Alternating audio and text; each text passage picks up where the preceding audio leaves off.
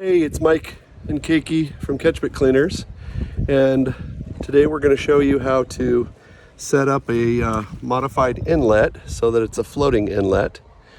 We'll look right down into here. Here's our suction line right here, which is the feed line or supply line that goes off to the pump.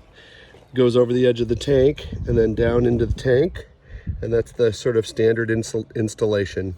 So the first step is that we cut off the suction line or supply line that was inside the tank, and this is it that Keiki's holding right here. So next what we're going to do is we're going to make a float out of a piece of 3-inch pipe and 2 caps, and I have drilled a hole into one of the ends of the caps, and I've got this eye bolt right here, which is stainless steel with a washer on the outside, and then I've got a couple pieces of stainless hardware that are going to put on the inside. And then I'm going to put some of this gutter sealant both inside and outside to prevent air from leaking in order to manufacture a plastic float. Okay, so we've got the cap hardware installed on one end with the gutter sealant there and all around there. We're going to let that set up before we put it together.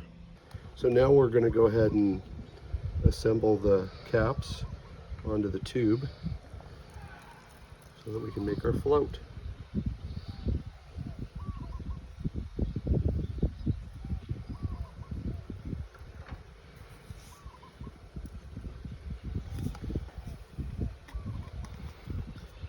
then the same thing we'll do for the other side. This particular suction line didn't have what's called a foot valve on the bottom. It just had a screen, and sometimes there's a screen and there's an inline check valve somewhere along the supply line before the front of the pump. Other times as well, there's also a foot valve which has two purposes. One, it's got a stainless steel screen, and two, it's actually a brass check valve. So when the suction turns on, this plunger lifts up and allows the water to go through, and when the pump shuts off, the plunger drops back down again and holds the water pressure that's been developed inside the suction line all the way back to the tank. So I'm going to take this foot valve, which is actually an 1.5 inch, this is an 1.25 inch foot valve. I'm going to go ahead and install it onto this line right here. Okay, what I'm going to do is I'm going to install this Schedule 80 nipple into the bottom of the foot valve. So, and then the other half of the Schedule 80 nipple will go down into that female threaded adapter down at the bottom there. And I want to show you the way we seal that is with Teflon tape. And when you put Teflon tape on, you want to put it a certain direction so that when you tighten the fittings together, it also tightens the tape. If you have it on backwards, as you tighten the fittings, it'll actually strip the tape, which is your thread sealant, off of there. The way I do that is I hold the fitting in my left hand with the threaded part of the fitting pointing to the right, and then I lay the Teflon tape over the top like this right here, and then wrapping from the inside, slowly work your way to the outside of the threads and put an extra wrap or two at the end. When you get to the end, you can just take the Teflon tape and pull it and snap it, and then it will tighten right down there. And now you can see, or maybe not see because it's all white, the last piece of tape is right there. And so when I tighten this fitting or this nipple into the fitting, the tape stays intact and the threads are nice and sealed. So the next step is that we're going to install a union at the very top of the suction line, so that if we ever need to service the suction line, service the foot valve, we're able to disconnect it with a union and take it off and then put it back on without having to cut the pipe. There's two parts of the union. There's the top that has the lock nut on it, and there's the bottom that has the flange on it. You'll notice in the flange there's an O-ring, and so what we're going to do is we're going to install the part with the flange onto the vertical suction line that runs up the side of the tank, and then we're going to install the top with a lock nut on it on the suction line itself. Okay, we've got the union installed at the top there, as well up at the top of the suction line at the edge of the tank. And the tape measure represents the height of the tank. This particular tank is about a little over 7 feet tall, and so our water depth in the middle of the tank is probably about 7 feet. That's one number we want to sort of remember that we're working with. And what we're going to do is we're going to take this suction line right here, and we're going to split that 7 feet of depth to about 3.5 feet, which is at this point right here. And we're going to replace from here the PVC rigid suction line with a suction hose, which is going to come down and around this way. And so these fittings are going to reduce down slightly to this 1-inch hose, and then they're going to reduce or extend back up to 1.25 inches for the end piece where the foot valve is going to go. Okay, we've got the suction hose assembly put together here, as you can see, and it's laying alongside the suction hose. The yellow tape represents the water depth. And so what we want to do is at about halfway down, or 3.5 feet, we want to finish our curve, our bend in the hose right here. So if the tank is halfway full, the suction foot valve will be sitting out here straight at this level. If the tank is full, or sorry, if it's halfway full, it'll be sitting here. If it's 100% full, it'll be sitting here. And then as the water level drops below halfway, it will flex down this direction, and it'll be sitting down at the very bottom of the tank. So we're going to go ahead and make our cut here at right about 23 inches. Keikki's going to go ahead and he's going to glue the suction tube to the very top of the suction fitting. And so he's going to start with the tube first and put some glue right inside the coupling there. Good. Yeah, it's great. And then he's going to set that down, and he's going to put glue on the outside of the suction fitting. Good, Mike?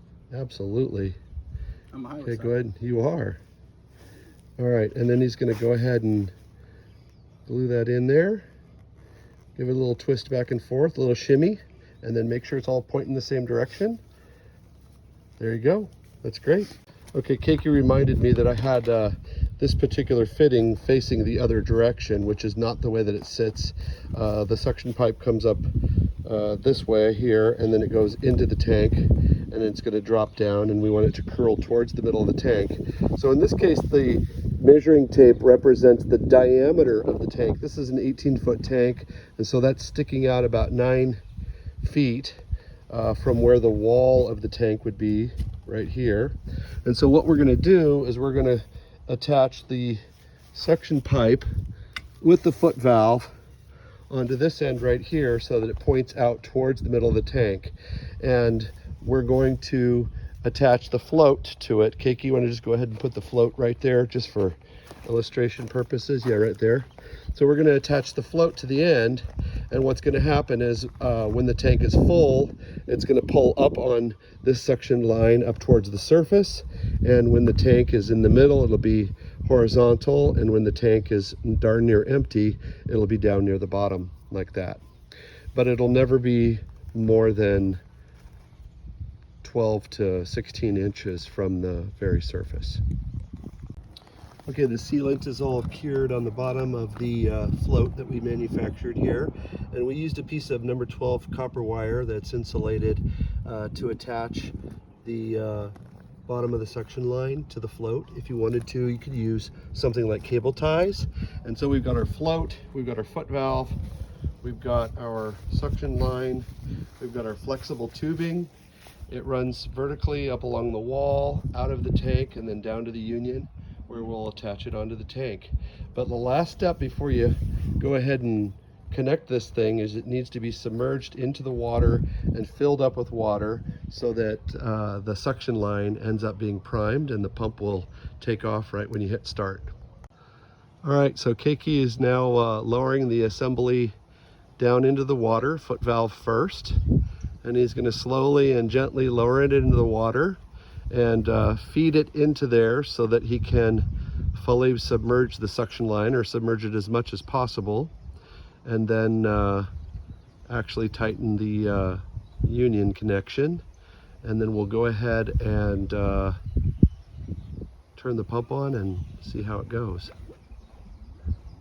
If you were here, you could hear it going glug, glug, glug right now. And he's going to go ahead and connect the fitting, and we'll show you the end result in a second.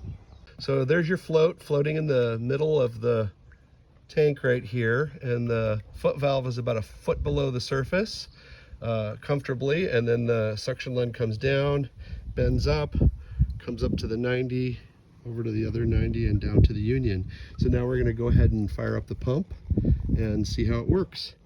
Okay, we fired up the pump, plugged the pump back in. Of course, unplugging the pump was the very first step that we performed when beginning this installation, because we didn't want to cut into the suction line and have the pump turn on. So we did turn on the pump, and it fired right up and it primed right up. So we know the foot valve is working correctly, and it shut off ours. This pump runs 30 to 50 psi. It shut right off at 50 psi. I was here watching, and there was no disruption at the surface, so whatever suction's taking place down at that foot valve there isn't having anything to do with the surface of the water. So the beautiful thing is that would be drawing the cleanest of water that is in this tank, about a foot below the surface, not right at the surface, and obviously not down at the bottom where sediment accumulates. This one was cleaned out about 3-4 months ago, so there's not a lot of debris on the bottom, but that debris right there, if the foot valve is right down into it, will get sucked up into your filters and will cause them to get dirty sooner, lose water pressure, that sort of thing. All right, well, this is something that you can do for about $100 worth of parts right from your home, and it's something that we can do for you if you are interested in having a floating suction. Take care and have a great day.